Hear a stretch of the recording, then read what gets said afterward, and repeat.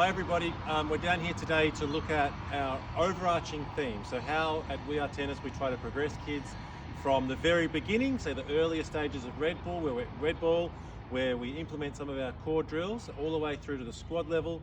And today we're looking at how we progress kids to the mini rally, which for us is a really core drill that kids need to learn to do if they want to get really good at tennis.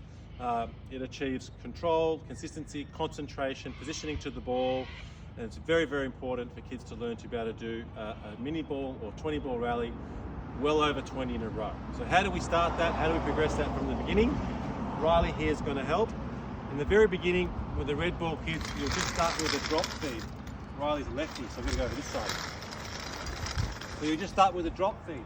So in the beginning, if they can do it, you'll have them start facing in the ready position, and you'll ask your young player to turn, step and hit.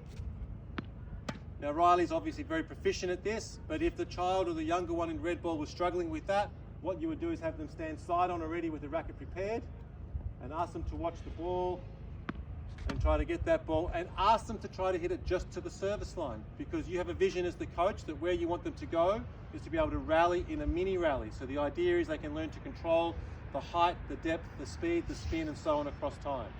Now at this point we could go on for hours on every little part of it. We need to make sure the grip's right. We're looking for a circular swing pattern and looking for our player to get to the side of the ball to turn side on. Because essentially every shot is turn, step and hit.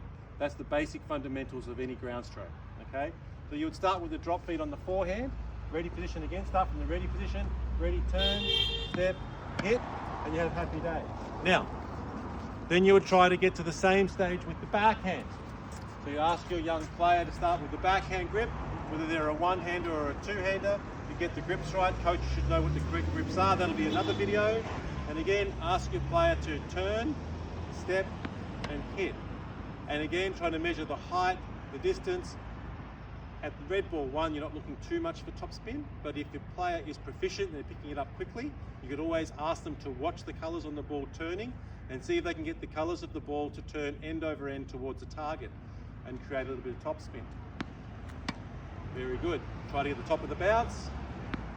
Right, so that's stage one. And then what you would try to do is just introduce the hand feed, or as become commonly called these days, the Spanish feed.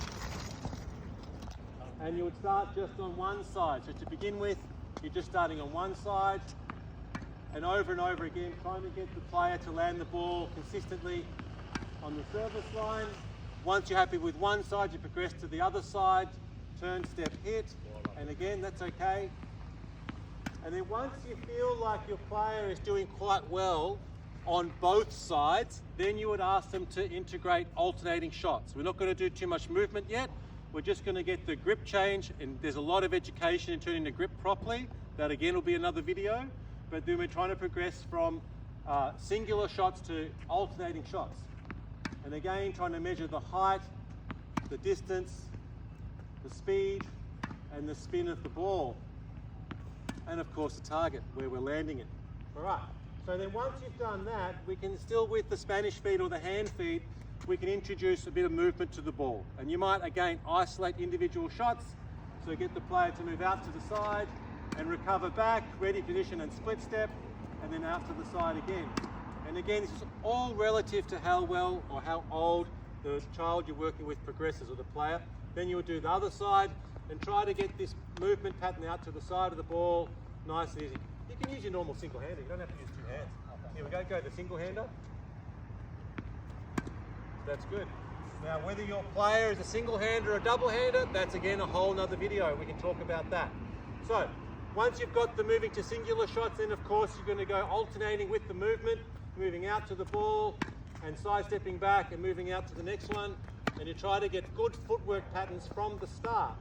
One thing we see a lot of is kids not being able to get balance to the ball once they move. So you're trying to educate the kids to move, stop and hit, and have dynamic balance as they hit the ball.